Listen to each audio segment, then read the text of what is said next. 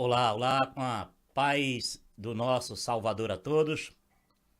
Tem já alguns dias que eu não tenho gravado, né? E o assunto que nós vamos tratar agora é sobre a guarda do sábado. Guardar ou não guardar o sábado? Esse pacote religioso de guardar o sábado, a quem interessa? Alguém lucra com isso? E para os que não guardam o sábado, que também buscando nas escrituras, vão de uma forma ou de outra também buscar conteúdo para preencher o tempo dos seus seguidores. Então, nós temos de um lado um grupo que preenche o tempo dos seus seguidores com a doutrina da guarda dos sábados. E por outro lado, temos um grupo que diz que também que não é necessário a guarda do sábado. A pergunta é: ambos os lados. Então nós temos de um lado, vamos lá, vamos fazer aqui 3 pontas. Deus, os defensores da guarda do sábado e os defensores que não precisa guardar o sábado. Muito bem. A primeira pergunta que nós vamos aqui trazer é: o que Deus ganha com isso? Se nós formos pegar os princípios de Jesus, Deus não ganha nada. Ah, mas e os que guardam o sábado? Ganham alguma coisa? Olha, vamos lá, vamos partir da história. Os fundadores e defensores da doutrina da guarda do sábado sempre ganharam dinheiro com isso. Ganharam tanto dinheiro que os seus herdeiros mantêm ainda o poder que foi construído com os fundadores. Então vamos lá. Você funda uma religião e traz os teus pontos de vista, tenta dar um fundamento a esses pontos de vista, e você tem milhões de seguidores, ou milhares de seguidores. E esses milhares de seguidores, que passam a ser dependentes do ponto de vista da doutrina da guarda do sábado, e esses seguidores ou dependentes, todo mês dão 10%, digamos, dos seus ganhos. Do fruto do seu trabalho, tira 10% e dá para a denominação da qual ele é dependente daquele ponto de vista, de um dos pontos de vista. Porque o pacote é grande, correto? E não é só a guarda do sábado, tem outras doutrinas fundamentadas que também geram dependência e fora as ofertas que essas pessoas voluntariamente dão. Quando eu digo voluntariamente, essa é a impressão que tem, mas na verdade não é. Na verdade, essas pessoas são condicionadas a ofertarem. É bem diferente do, por exemplo, se eu quiser dar isso aqui, por exemplo, é um aparelho. Se eu quiser dar esse aparelho para alguém, eu espontaneamente eu pego e dou. É diferente de eu ser condicionado a dar esse aparelho. Não sei se você me entendeu. Então, tanto dízimos quanto a ofertas quanto tanto a oferta, as pessoas são condicionadas. Elas pensam que elas realmente estão dando 10% e dando além dos 10% do seu fruto, do seu suor, que tanto lutou para ganhar, e vão dar a oferta. Elas pensam que estão fazendo isso de coração próprio, de vontade própria, mas não é verdade isso. Elas são condicionadas a fazerem isso. Porque quando elas são libertas, elas não fazem mais isso. Quando elas são totalmente libertas, elas entendem que a salvação delas não depende dessas coisas. Deu para entender? Agora também tem o outro lado, que são as denominações, as igrejas que batem firme dizendo que não precisam guardar os sábados. Defende fielmente que Jesus é o Senhor do sábado, que não há necessidade da guarda de sábado. E é verdade que Jesus é o Senhor de todas as coisas. Só que tem uma coisa. Por exemplo, para o grupo da guarda do sábado, os líderes, dentro do pacote de domínio, dentro do pacote de convencimento, dentro do pacote doutrinário, não é só o sábado. Tem muitas outras doutrinas que também é colocada, incutida como vida espiritual para alcançar de Deus bênçãos e para alcançar de Deus forma de vida espiritual e garantir a sua salvação. Correto? Mas e aquelas outras igrejas que defendem que não precisam guardar o sábado? Você sabia que esse discurso oposto de não guardar, ele é tão lucrativo, ele traz tanto benefício aos fundadores de igrejas e de religiões, quanto aos que pregam que precisam? Sabiam disso? Por quê? Porque o que foi introduzido na humanidade é que o homem é carente de religião. Você percebe que o ser humano, ele vive sem Deus.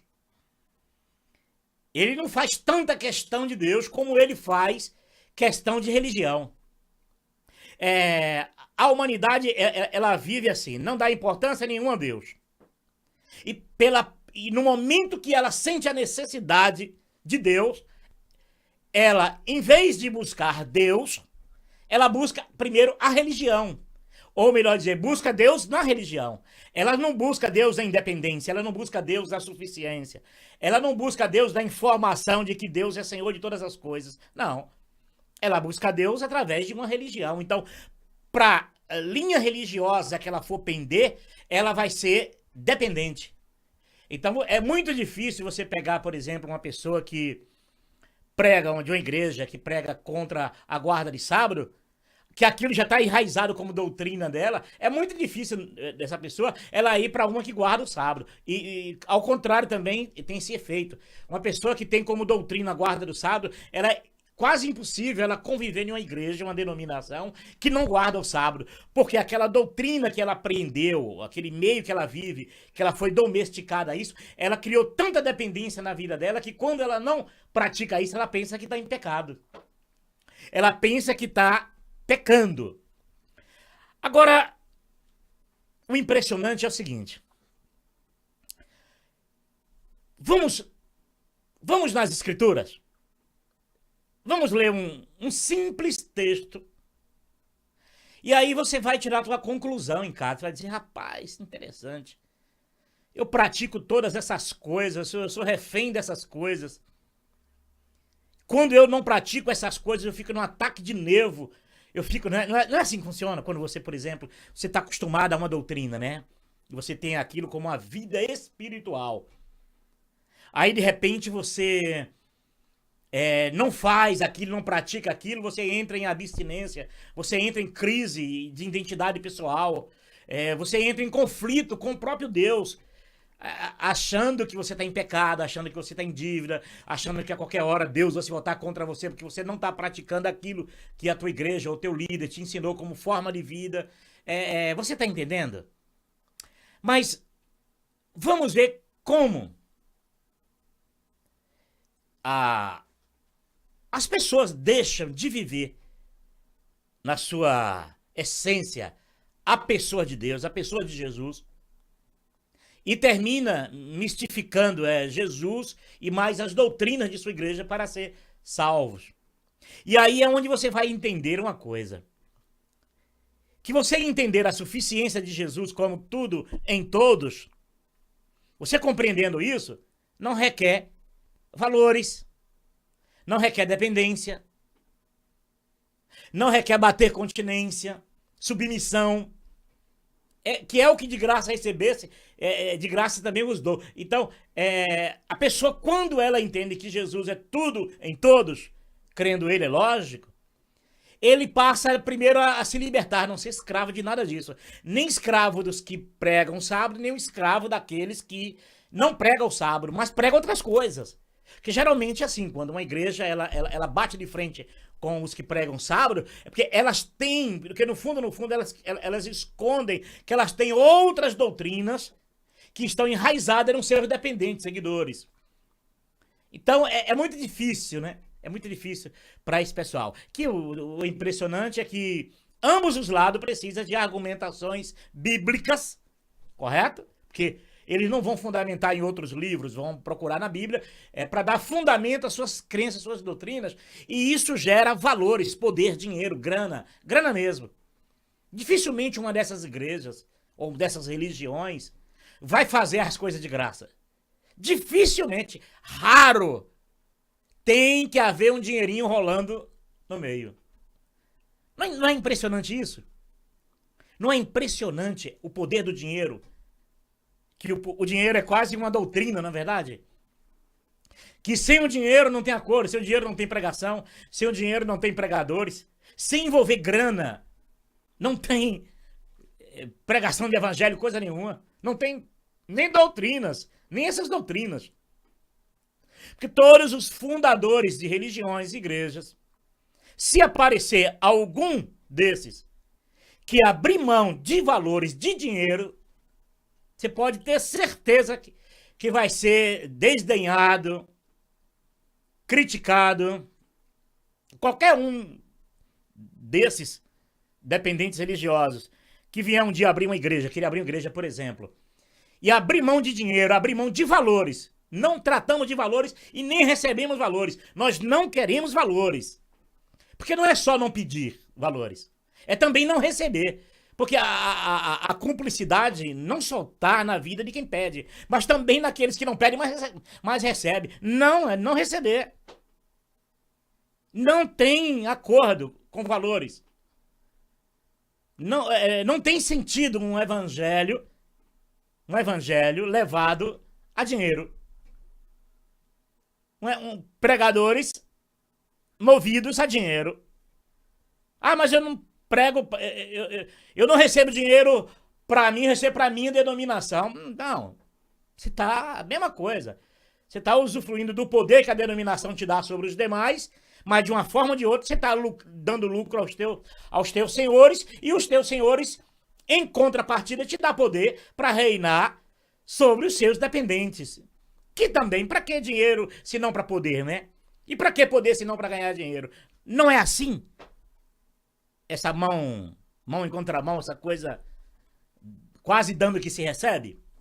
Então, vamos ler esse texto aqui, e nesse texto você vai tirar a tua conclusão. Se você realmente precisa de guardar o sábado para ser salvo, e se você não precisa guardar o sábado, mas tem as outras doutrinas da sua denominação para também ter vida eterna e comunhão com Deus. Então nós vamos ler esse texto aqui e você vai tirar a tua conclusão. Perfeito? Vamos lá. Por isso é que Jesus ele disse assim: aprendei de mim que sou humilde de coração. O meu jugo é suave e meu fardo é leve. Então Jesus sabia de antemão que o jugo religioso ia continuar, era antes dele, no período dele e depois dele. Então Jesus sabia que se você deixar de aprender com Jesus para aprender com os homens que te cobram para te ensinarem, ou eu vou usar a palavra, ou recebe dinheiro para te ensinar, é mais delicado, né? Então Jesus sabendo disso, Jesus de antemão, aprendei dele, aprendei de mim, Jesus, que é humilde e manso de coração, que o jugo é suave e o fardo é leve. Então, se você tem salvação em Jesus, Por que você precisa carregar esse fardo da guarda do sábado ou não guarda do sábado e guardando outras doutrinas que é impossível você viver dentro de uma igreja dessa se você não guardar as doutrinas dos seus líderes. Melhor dizer, eles não querem, eles não deixam, eles não permitem. Você vai ser expulso ou vai ser com muita educação, vão te pedirem para sair, porque a tendência sua dentro de um ambiente que tem esse tipo, essas doutrinas, a tendência deles é te expurgar do meio para que você não contamine com a liberdade sua os outros. Porque uma pessoa liberta de um ambiente desse, liberta os outros. Não é verdade? Imagine você dentro de uma igreja que você crê plenamente na pessoa do Senhor Jesus. Que você crê plenamente que Jesus é suficiente. Você já imaginou dentro de uma igreja você tendo essa fé? O que é que vai acontecer? Você vai contaminar os outros com essa mesma verdade, com essa mesma liberdade, com os princípios de Jesus, e você vai prejudicar o negócio do seu líder, do seu pastor, da igreja que você frequenta. Mas vamos ler esse texto aqui primeiro, correto? Então, muito bem. Efésios 2, verso 8. Pois vocês são salvos pela fé... Pois vocês são salvos pela graça, por meio da fé. E isto não vem de vocês. É dom de Deus. Que coisa maravilhosa, não é verdade? Você já percebeu que esse dom maravilhoso, esse prazer maravilhoso de Deus em nos dar a oportunidade de sermos salvos pela fé em Jesus? Não é maravilhoso? Lembra quando os discípulos de Jesus perguntaram a Jesus: Mestre, o que deveríamos fazer para realizarmos a obra de Deus? Aí Jesus disse assim: a obra de meu Pai é esta, que creiam naquele que o Pai enviou. Olha que obra maravilhosa. Se você crê plenamente, isso é fé, é um dom maravilhoso que Deus te deu, um prazer de Deus te dá essa graça maravilhosa, de graça, que você crendo em Jesus, você tem vida eterna. Você crendo em Jesus, você já crê que a grande obra de Deus foi realizada pelo Filho. E que cabe a você crer tão somente na pessoa do Senhor Jesus. Isso quer dizer que essa fé maravilhosa em Jesus não é a fé em mais o sábado que vai te salvar. Não é a fé em mais crendo em Maria que vai te salvar. Não é a fé em indo orar às 6 horas da manhã na igreja que vai te salvar. Não é as práticas religiosas da sua igreja, mais Jesus que vai te salvar. Não. É crer tão somente em Jesus será salvo. Lembra quando Jesus diz isso? Aquele que crer em mim, rio de águas vivas fluirão. Não é aquele que crê em mim e mais Maria, crê em mim e mais guardar o sábado, crê em mim, mas não guardar o sábado, mas guardar as outras doutrinas que são praticadas nas outras igrejas que não guardam o sábado. Então, quando você crer de verdade na pessoa do Senhor Jesus, você tem ele como suficiente na tua vida. Então você não precisa de mais nada e mais igreja nenhuma, e mais de ninguém, e mais doutrina nenhuma. Jesus é suficiente na tua vida para te salvar. É por isso que esses conteúdos que eles extraem das escrituras para dar vida espiritual, porque não é para, não te salva, não te deixa menos salvo, porque você não guarda o sábado, ou não te dá mais salvação porque você guarda o sábado. Não, só enche você de informações que criam dependência em você e você vai ter que pagar por isso financeiramente, vai trabalhar para eles, trabalhar para os fundadores dessas religiões e igrejas. Você está entendendo? Como é que funciona? Por isso é que quando, muitas das vezes, algumas igrejas, quando pregam, né? Que nós devemos realizar a obra de Deus, temos que realizar a obra de Deus. Toda essa lambança religiosa é para dizer para você que você tem que crer em Jesus, mas praticar, ter essas práticas religiosas dessas igrejas. Que a obra de Deus na cabeça deles, no coração deles, o que foi implantado é Jesus, mais Maria, Jesus e mais os trabalhos da igreja, Jesus mais a guarda de sábado e outras doutrinas, Jesus e mais as doutrinas de cada denominação, quando geralmente é dificilmente uma denominação crer na suficiência de Jesus ou informar aos seus seguidores que Jesus é suficiente. Por isso que eles precisam de muitos cultos, por isso que precisam de muitas celebrações religiosas, para dar a você uma falsa vida espiritual, para você achar que você tem salvação porque você pratica, está bitolado e você está rendido a essas práticas. Mas na verdade, você não precisa nada disso. Também isso não vai te, eu creio, né, que isso também não vai te condenar se você pratica, você só vai levar um fardo religioso à toa, sem precisão. E quando você chegar diante de Deus, a única coisa que Deus vai colher de você é se você creu de verdade no Senhor Jesus como teu único e verdadeiro Salvador. Então Jesus, sabendo dessas coisas, por isso que Jesus até adverte lá em Mateus, né, quando alguém vos disser, eis que o Cristo está ali, olha, vem cá na minha igreja, porque lá nós guardamos o sábado, porque lá Deus opera, porque a gente guarda esses dias, a gente faz isso, faz aquilo. Jesus advertindo para que as pessoas não se tornassem presas religiosas de homens, Jesus disse, quando alguém vos disser, eis que o Cristo está aqui, eis que o Cristo está ali no interior da casa, não deis crédito. Porque surgirão falsos cristos, falsos ungidos, né? Porque ungido só tem um, que é Jesus, aquele que morreu na cruz e é ungido de Deus, não é verdade? Então vamos lá.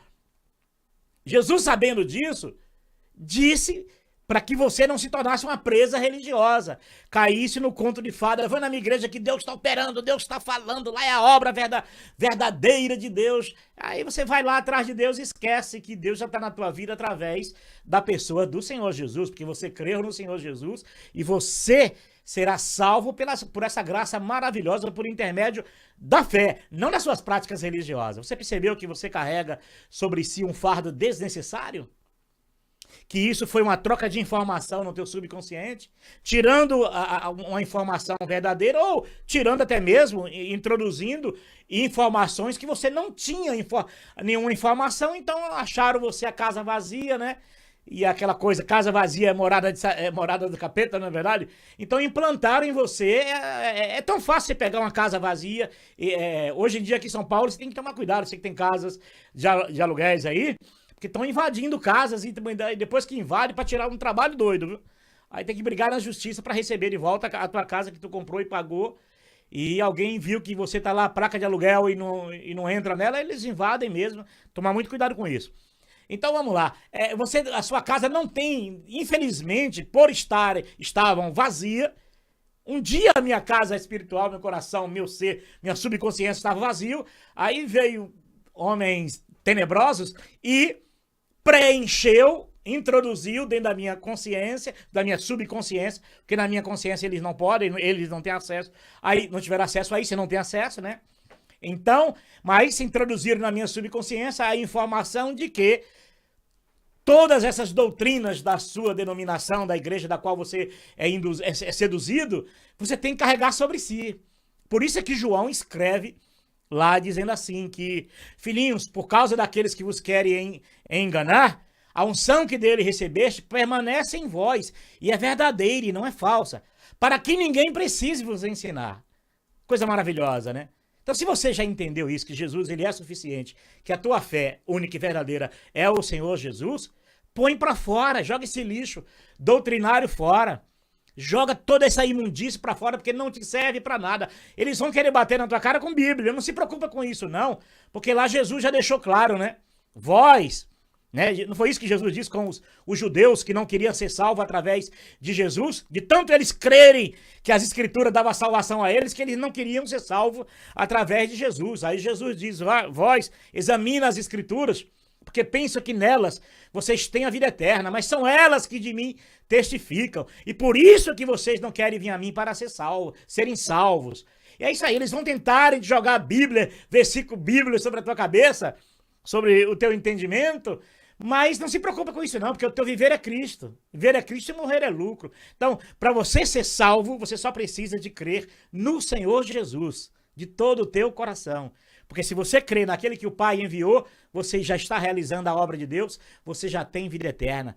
Jesus foi tão maravilhoso em ensinar essas coisas que até pessoas velhinhas que estão em cima de uma cama, pessoas que estão doentes, tetraplégicos em cima de uma cama, que não pode mais ficar lavando igreja, pintando igreja, né? Dando dinheiro para a igreja, fazendo um monte de coisa para as denominações religiosas. Está em cima de uma cama, né? Não pode mais ir praticar cultos físicos, né? Aí entende, né?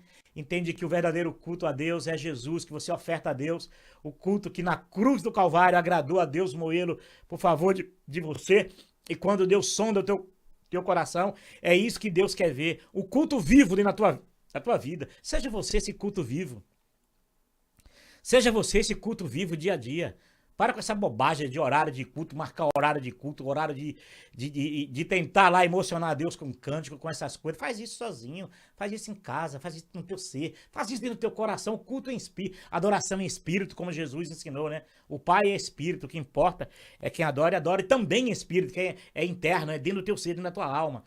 Aquilo que você, às vezes, se ficar mudo, se não puder ir caminhar para lugar nenhum, você até sentado em cima de uma cama, você pode adorar a Deus, ofertar a Deus o culto vivo a Deus, que é Jesus presente na tua vida, que morreu e ressurgiu para Deus, e você diz assim, eu tenho vida, porque tenho Jesus na minha vida. Eu sou um culto vivo a Deus. Aí eles vão tentar te acusar de alguma coisa. Ah, mas você é pecador. É como se eles fossem santidade, né? Você é pecador e quem não está na igreja é pecador. Para com isso, deixa de bobagem que Jesus veio buscar pecador mesmo, arrependimento mesmo. E se você pecar, lembra que o conselho, a informação, que as escrituras... Informação, viu? Não é formação não, é informação que as escrituras dão. É que o Senhor veio buscar pecador ao arrependimento. Porque você não é perfeito. E se dissermos que somos, nós somos aí que somos pecadores, que estamos mentindo para Deus e para nós mesmos, né? Somos pecadores mesmo, não se preocupe com isso. Por isso é que o teu culto não é perfeito. Imagine você, um pecador, querendo ofertar o teu culto, teu sacrifício corporal, físico ou financeiro a Deus. Você acha que você vai conseguir manipular Deus com cultos físicos? Esquece. É justamente porque você é um pecador que quando você oferta ao Pai o culto verdadeiro, que na cruz do Calvário Jesus se entregou por amor a você, é o que Deus sonda no teu coração. E é esse sacrifício perfeito, é esse culto perfeito que você deve ofertar a Deus. Não precisa 7 horas, 8 horas da noite, não. Faz isso o dia inteiro. É maravilhoso.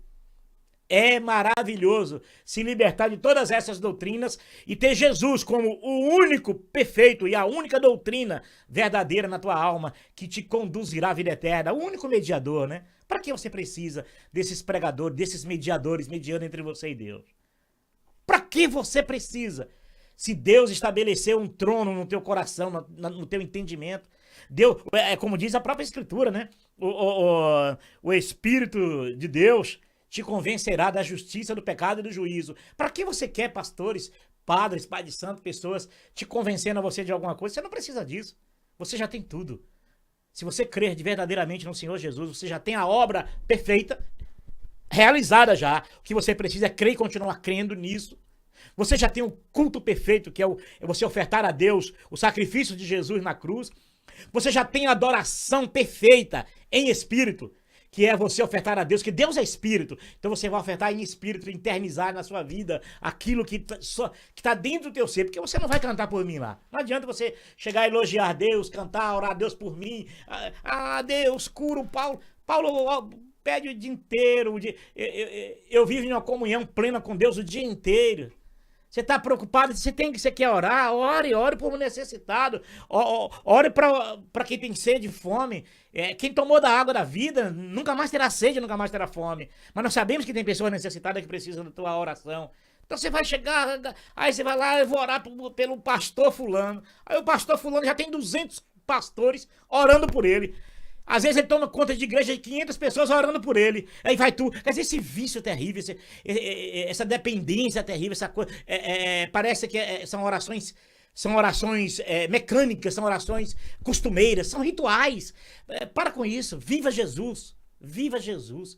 Tenha relacionamento direto com Deus, sem precisar tanta lambança religiosa. Eu sei que alguns, muitas das vezes, mas Paulo fala de oração, rapaz, oração é relação com o Pai, não é esse ritual que o sistema religioso fizeram.